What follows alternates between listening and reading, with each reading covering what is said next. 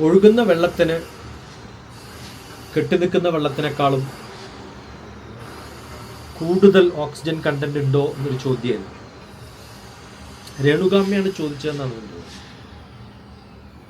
അതെ, മഴവെള്ളത്തിൽ, ഒഴുകുന്ന വെള്ളത്തിൽ, കിണറ്റിലെ വെള്ളത്തിനേക്കാളും പൈപ്പ് വെള്ളത്തെക്കാളും ഓക്സിജൻ്റെ അളവ് കൂടുതലാണ്.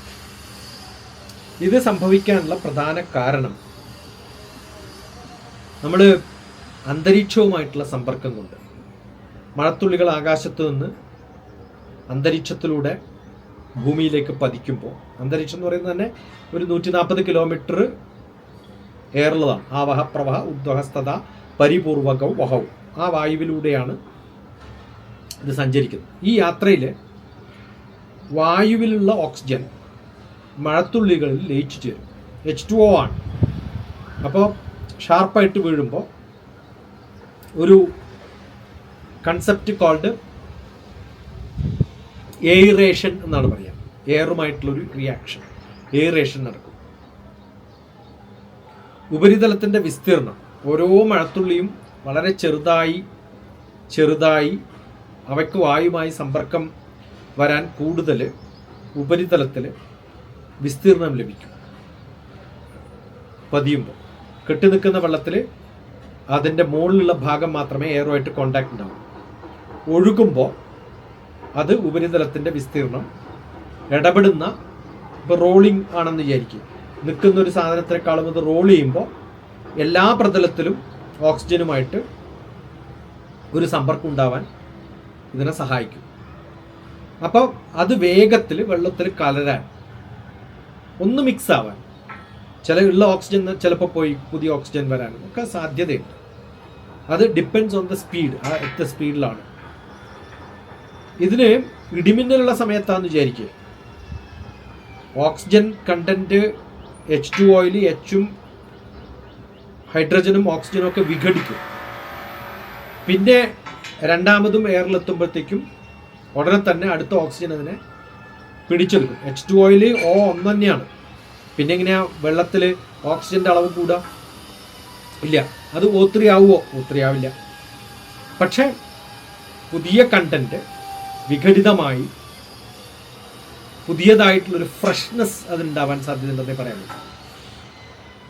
അപ്പോൾ സസ്യങ്ങൾക്ക് ഈ വെള്ളം കിട്ടുമ്പോൾ, ചെടികൾക്ക് മഴ ലഭിക്കുമ്പോൾ നമ്മൾ ഒഴിക്കുന്ന വെള്ളത്തിനേക്കാളും ഒരു ഉന്മേഷം നമ്മൾ കാണുന്നത് ഓക്സിജൻ കണ്ടന്റ് മാത്രമല്ല, എയറിലുള്ള പല നൈട്രജനും ഒക്കെ അതിൻ്റെ ഒരു കലർന്ന് വരും, കോമ്പൗണ്ട് ഉണ്ടാവും.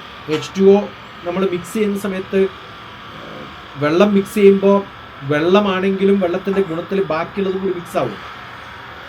അപ്പോൾ ഒരു കോമ്പൗണ്ടാണ് നമ്മൾ കാണുന്നത്.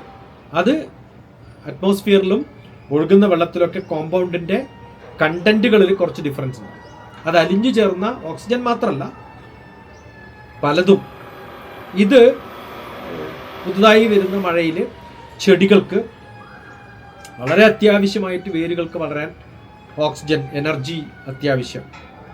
അപ്പോൾ നൈട്രജനും ഇതുപോലെ തന്നെ. നൈട്രജൻ നമുക്കറിയാം, നൈട്രേറ്റ്, മണ്ണിൽ നൈട്രേറ്റ് ഉണ്ടാകുമ്പോഴാണ് പ്രകൃതിദത്തമായ വളമായിട്ട് നമ്മൾ കാണുന്നതും. അവിടെയാണ് ചെടികൾക്കൊക്കെ വളരാനുള്ള സാധ്യത കൂടുതൽ. അതുപോലെ അത് കഴിക്കുന്ന മൃഗങ്ങൾക്ക് ഈ പച്ച ഇലകൾ, ഫ്രഷ് എയറുകൾ കിട്ടിയിട്ടുള്ള, ഫ്രഷ് വെള്ളം കിട്ടിയിട്ടുള്ള ചെടികളിലെ ഇലകൾക്കുണ്ടാവുന്ന കണ്ടന്റ്, നൈട്രജൻ കണ്ടന്റ് ആയാലും ബാക്കിയുള്ള പോഷകമൂല്യങ്ങളായാലും വളരെ കൂടുതലാണ്. അതുകൊണ്ട് അത് കഴിക്കുമ്പോൾ കിട്ടുന്നൊരു സുഖം, അത് അമൃതാണ്.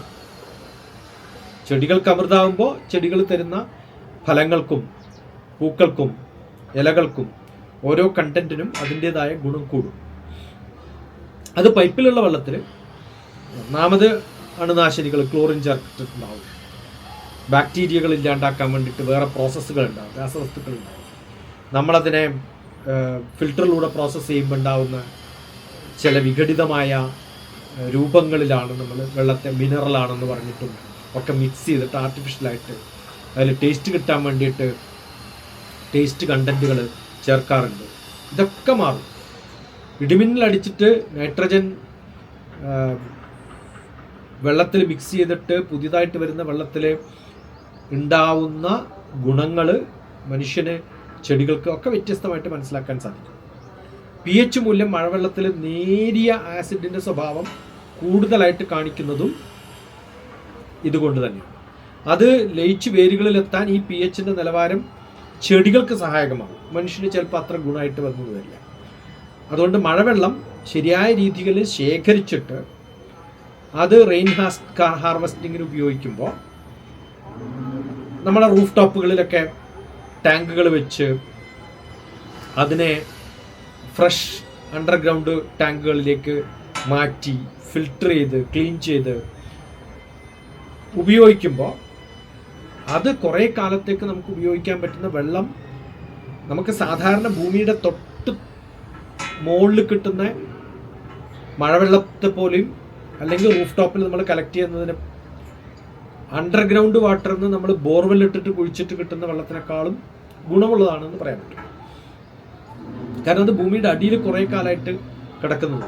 പക്ഷെ മഴവെള്ളം ശേഖരിക്കുമ്പോൾ അത് പാത്രവും ടാങ്കും മൂടി വെക്കാനും കൊതുക് വരാതിരിക്കാനും മഴവെള്ളം ശേഖരിക്കുമ്പോൾ അതിനുള്ള സംവിധാനങ്ങൾ ഉണ്ടാക്കാനും ഒക്കെ സാധിച്ചാൽ അതിനനുസരിച്ചിട്ടുള്ള പ്ലാനിങ്ങുകൾ കൺസ്ട്രക്ഷൻ ലെവലിൽ തന്നെ അല്ലെങ്കിൽ അത്തരത്തിലുള്ള ഒരു എൻവറോൺമെൻറ്റൽ കൺസെപ്റ്റോട് കൂടി ചെയ്യാൻ സാധിച്ചാൽ അത് വളരെ ഗുണം ചെയ്യും.